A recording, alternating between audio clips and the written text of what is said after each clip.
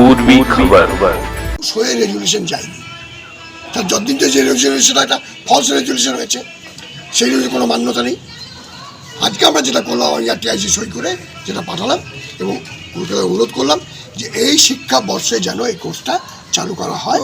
এটা সবাই খুব উদ্গ্রীব, আমরাও খুব উদ্গ্রীব। তো শিক্ষার থেকে তাহলে তো বঞ্চিত হয়ে রইলো একটা বছর ধরুন। সবাই কে করেছে আমি তো তার দায় নিতে পারবো না, বঞ্চিত হয়ে রইলো না। তাই তোমরাই পোস্টমর্টম করো কী হলো না হলো।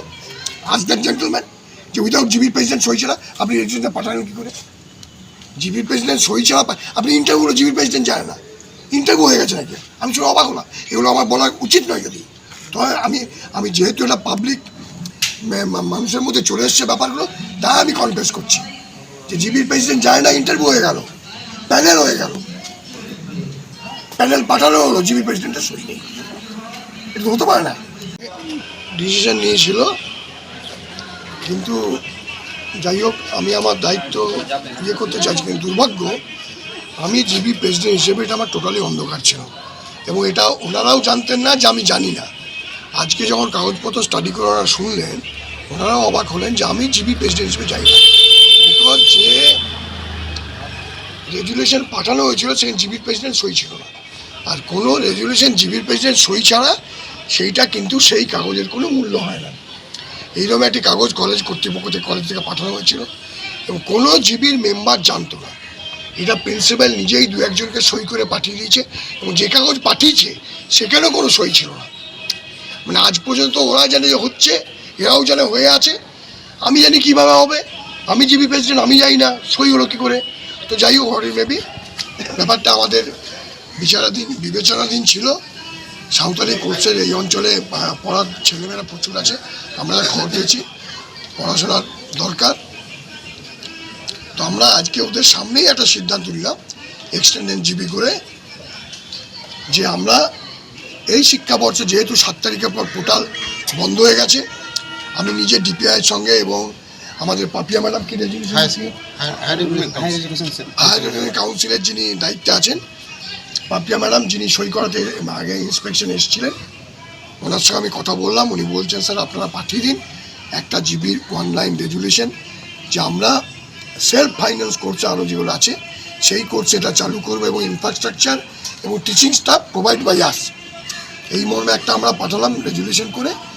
আরেকটা আমরা বললাম যে আমরা আন্ডারটেক করছি যে সেলফ ফাইন্যান্স কোর্সে এবারে আমরা সাঁওতালি কোর্স চালু করতে চাই, আপনারা আমাদের পারমিশন দিন। आज मैं प्रथम इस कॉलेज में कॉलेज के प्रतिपक्ष या कॉलेज गवर्निंग बॉडी के बुलाए पर आया हूं, और ये सही बात है कि एक दलित समाज जो पिछड़ा एस टी आदिवासी समाज जैसे लोगों के लिए शिक्षा से किसी भी कारण हो वंचित रहना बहुत ही दुर्भाग्य की बात है। किंतु आज मैं आकर के यहाँ देखा कि जिस तरह से उनके पास प्रतिनिधिमंडल जो आंदोलनकारी है वो आए, हम लोग भी गए, हम लोग अपने बात को रखे, प्रेसिडेंट साहब अपने बात को लॉन्च किया, और संगे संग उन्होंने जो यहाँ से लेकर के कलकत्ता से लेकर ज़िले तक जो बात करना था सारे बात कर करके, और पूरे रेजुलेशन बना करके पूरे डिक्लेरेशन बना करके उन्होंने गवर्नमेंट और हमारे सरकार को भेजा गया है। सिर्फ परमिशन के लिए देरी है, और हमारे जो चेयरपर्सन है, हमारे विधायक जो हैं तापस बनर्जी साहब। आपको क्या लगता है कहीं ना कहीं तो गड़बड़ी हुई, या तो प्रिंसिपल किया है गड़बड़ी, या फिर गवर्निंग बॉडी की तरफ से कुछ गड़बड़ी हुई है? क्या कारण मानते हैं? देखिए, मैं जो शिक्षा के अधिकार से वंचित किया जा रहा है एक समुदाय को, इसके पीछे आप किसको दोषी मानते हैं? देखिए, ये तो इंक्वायरी के विषय है, इसका पीछे किसका गलती है, किसका कारण है, इंक्वायरी करके पता चलेगा कि कौन है। लेकिन जो भी किया है, जिसके कारण भी हुआ है, ये गलत है। कोई भी व्यक्ति हमारे देश में शिक्षा से वंचित रह जाए, ऐसे कोई कारण ना हो जिस व्यक्ति के कारण या कोई कारण के से शिक्षा से वंचित रह जाए, ऐसा होना नहीं चाहिए। ये दुर्भाग्य था, और इस दुर्भाग्य ऐसा ना हो इसके लिए हम लोगों ने 4 घंटा से बैठ करके इसका समाधान निकालने की कोशिश किया गया है, और समाधान निकाल करके जो सरकार के या जो कॉलेज प्रतिपक्ष से जो किया जा सकता था वो सारे चीज़ किया गया है। आगामी कल हम लोग ऑर्डर का अपेक्षा में है कि ऑर्डर आएगा। 4 घंटा का मैराथन जो बैठक है उसमें क्या नतीजा निकल के आया? 4 घंटा का जो बैठक हुआ है एक सकारात्मक बैठक रहा, और इस बैठक से पूरी हम लोग को जो दलित समाज की ओर से यहाँ पर आए थे उन लोगों की पूरी बात को सुना गया। उनके बात के अनुसार उनके जो डिमांड के अनुसार हम लोग गवर्नमेंट से, जो हमारे यहाँ का चेयरमैन है विथ एमएलए साहब हैं, उन्होंने बात किया और यहाँ से लेकर कलकत्ता तक उन्होंने बात किया। बात करके उन्होंने जो हमारी सरकार मांगी, जो टर्म ऑफ कंडीशन मांगा, जो कहा उन्होंने, उस तरह से लिख करके आज ही उनको व्हाट्सअप बाय मेल भेज दिया गया है और उनके ऑर्डर के हम लोग के बस अपेक्षा। একটা গভর্নিং বডি আজকে এখানে একটা নতুন আমাদের ডিপার্টমেন্ট একটা ওপেন করার কথাবার্তা চলছে। 2017 সাল থেকে তার উপরে চিঠি চাপাটি করা হচ্ছে। জিবি মেম্বাররা জানেন না এটা হতে পারে? এটা ভাবা যায় 2017 সাল থেকে? যদি না জানতে পারে তাহলে আমাদের প্রশ্ন, এখানে যে কলেজের প্রশাসন আছে তারা কি কাজ করছে, এই একটা প্রশ্ন।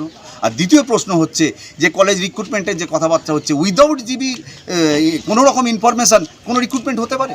কোনো ইন্টারভিউ প্রক্রিয়া চলতে পারে? আপনারাই বলুন না। তো উনি বলছেন যে আমাকে না জানিয়েই এসব করা হয়েছে। তাহলে তার সম্পূর্ণ দোষ কলেজ কর্তৃপক্ষকে নিতে হবে। যদি তারা জিবি চেয়ারম্যানকে না বলে রাখেন, তার জন্য দায়ী আমরা নয়। তার জন্য তাদের ইনফরমেশনটা কেন তারা ক্যারি আপ করেনি, তারা ফরওয়ার্ড করেনি তাদের যে হেডে বসে আছে, তাদের যিনি সুপারিয়র আছেন তাদের কাছে কেন বলেননি? তার দায় কি আমরা সাধারণ মানুষরা নেব?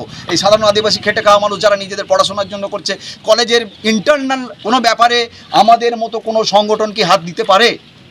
আপনারা শুভবুদ্ধি সম্পন্ন মানুষ, বলুন না তারা কেন তাদের ইনফরমেশনটা তাদের হায়ার অথরিটিকে দেয়নি? আপনারা বলুন আমাদের। আমরা আমাদের দাবি নিয়ে অটুট থাকবো যতক্ষণ না আমাদের হাতে অ্যাপ্রুভাল লেটার আসছে। আমরা ততক্ষণ কিন্তু আমাদের এই যে শান্তিপূর্ণ অনশন মঞ্চ, এটা কিন্তু থাকবে, এটা চলবে। তাহলে কি প্রিন্সিপাল এই আগের আন্দোলনে যখন মেমোরেন্ডাম এই স্মারকলিপি দিলেন তখন বলে একে জানিয়েছি ওকে, তাহলে কি আপনাদেরকে এসব মিথ্যে কথা বলছিল? আপনাদের প্রথমেই বলেছি 28 তারিখে যে আমরা মেমোরেন্ডাম কপি দিয়েছিলাম র্যালি করে এসে, প্রিন্সিপাল এবং জিবি মেম্বারদের দুজন ছিলেন, আমাদের তো গোল গোল জিলিপির মতো প্যাঁচ দেখিয়েছেন। কই আজকে তো কোনো কথা বেরোলো না। আজকে যিনি মাননীয় এখানের বিধায়ক ছিলেন, যিনি চেয়ারম্যান আছেন, কই ওনার সামনে তো কোনো কথা বেরোলো না। আমরা তো উল্টে ওনাকে ধরলাম, উল্টে বললেন যে থাক, যা হয়ে গেছে, আপনাদের কি চাই সেটা বলুন, আমরা সেটা করার চেষ্টা করছি। আমরা তো চাইছি ভাষাটা চালু হোক, আমরা তো কলেজের পুরো আধিপত্য চাইছি না, আমরা কলেজ দখল করতেও চাইছি না। যখন এখানে এতগুলো আপনার সাবজেক্ট চালু আছে, তখন একটা সাবজেক্ট চালু করতে কী হবে? এত সুন্দর ইনফ্রাস্ট্রাকচার রয়েছে এবং আপনারা জানেন এই রানীগঞ্জ এলাকা আশেপাশে পুরো আদিবাসী অধ্যুষিত এলাকা, তাহলে কেন হবে না এখানে, কেন চালু হবে না? আমরা এখান থেকে সরছি না, আমাদের জনগণ সরছে না। আমরা আপনাদের মাধ্যমে বলি, আমরা আদিবাসী মানুষদের কাছে নয়, এতগুলো সংগঠন এসছে, সমস্ত মানুষের কাছে আমরা দায়বদ্ধ। আজকে যতক্ষণ না আমাদের হাতে এই ইয়ার থেকে যে চালু হবে সেই প্রুফ সার্টিফিকেট আসছে, আমরা কিন্তু বসে রইলাম। देखते रहें पूर्वी खबर, नजर सब